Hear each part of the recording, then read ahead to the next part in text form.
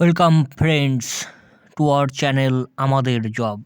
Friends, আজকে আমরা কথা বলবো গ্রুপ ডি এর যে এক্সাম হবে তার সিলেবাস নিয়ে। দেখো ফ্রেন্ডস, নতুন করে গ্রুপ ডির সিলেবাস দেওয়া হয়েছে এবং সেই সিলেবাসে আছে general awareness, logical reasoning, arithmetic. General awareness দেখো 20 মার্কসের আছে, লজিক্যাল রিজনিং থেকে আসছে 10 মার্কস এবং অ্যারিথমেটিক থেকে আসছে 10 মার্কস। চলো একবার দেখে নিই সম্পূর্ণ সিলেবাসটা। আচ্ছা, সিলেবাসটা প্রথম থেকে একবার পড়লে খুবই সুবিধা হয়। কি বলেছে এখানে? Syllabus for the post of group D staff written examination. তার মানে পরীক্ষাটি কিন্তু লিখিত পরীক্ষা হবে। Syllabus is indicative only and may be deemed to include topics broadly related to but not specifically mentioned herein. আচ্ছা, চলো নেক্সট আমরা সিলেবাসের মধ্যে কি আছে সেটা দেখে নিই। আচ্ছা, ফুল মার্কস হচ্ছে 40 মার্কসের পরীক্ষা হবে গ্রুপ ডি। অ্যাকচুয়ালি এখানে যেটা বলতে চাইলো সেটা হচ্ছে সিলেবাসটা যেটা দেওয়া হয়েছে সেটা হচ্ছে ইন্ডিকেটিভ, ঠিক আছে? এবং এটা কি হতে পারে, এই যে টপিকগুলো দেওয়া হয়েছে সে সম্পর্কিত আরও অনেক কিছুই সেখানে থাকতে পারে। এই যেমন ধরো বলা হয়েছে ইন্ডিয়ান হিস্ট্রি অ্যান্ড জিওগ্রাফি, কিন্তু বলা নেই ইন্ডিয়ান হিস্ট্রির মধ্যে কোন টপিকগুলো, ঠিক আছে? তাহলে সেটা বিস্তারিত এগুলো পড়তে হবে। আচ্ছা, এইবার চলো দেখে নিই জেনারেল অ্যাওয়ারনেসে। জেনারেল অ্যাওয়ারনেসে কী আছে? Question will be design to test the candidate general awareness on the following topics. কোন কোন টপিকগুলো দেওয়া হবে? বলছে Indian history and geography, elementary knowledge on Indian constitution, elementary knowledge about the traditional and contemporary popular culture of West Bengal. Sports থেকে আসছে recent achievements in the fields of sports in India, elementary computer literacy.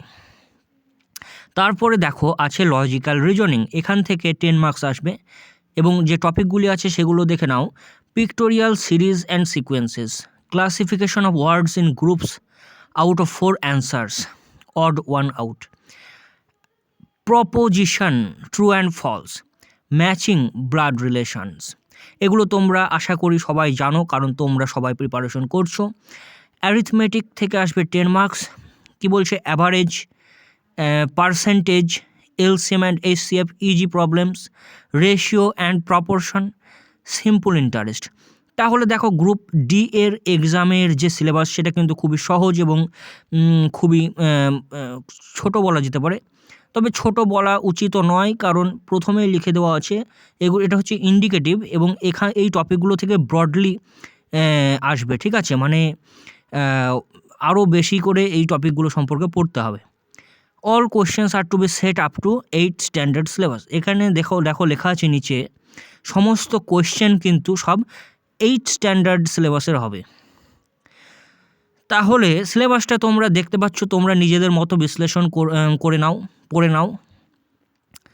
তবে খুবই আমার মনে হয় সিলেবাসটা খুবই ভালো সিলেবাস একটা দিয়েছে এবং এই যে সিলেবাসটা এখন থেকে যদি প্রিপারেশন নেওয়া হয় তাহলে কিন্তু খুব একটা বেশি সময় লাগার কথা নয়।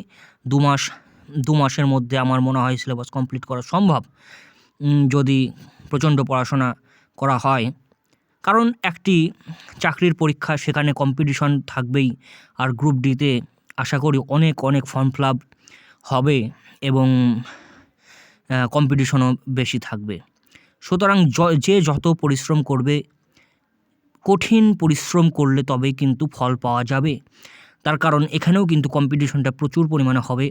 আমার মনে হয় এক্সপিরিয়েন্সদের মার্কস যদি দেয়, হ্যাঁ, তাহলে কিন্তু কম্পিটিশনটা আরও বেশি হয়ে যাবে। সেক্ষেত্রে যারা ফ্রেশার্স হবে তাহলে তাদের প্রচণ্ড পরিশ্রম করতে হবে। 40 মার্কসের মধ্যে 40 পাওয়ার চেষ্টা করতে হবে। কী হবে সেটা ভবিষ্যতে বোঝা যাবে। পরিশ্রম করলে নিশ্চয়ই ফল পাওয়া যায়। আশা করি তোমরা চেষ্টা করো। সবার জন্য শুভকামনা রইল। ধন্যবাদ।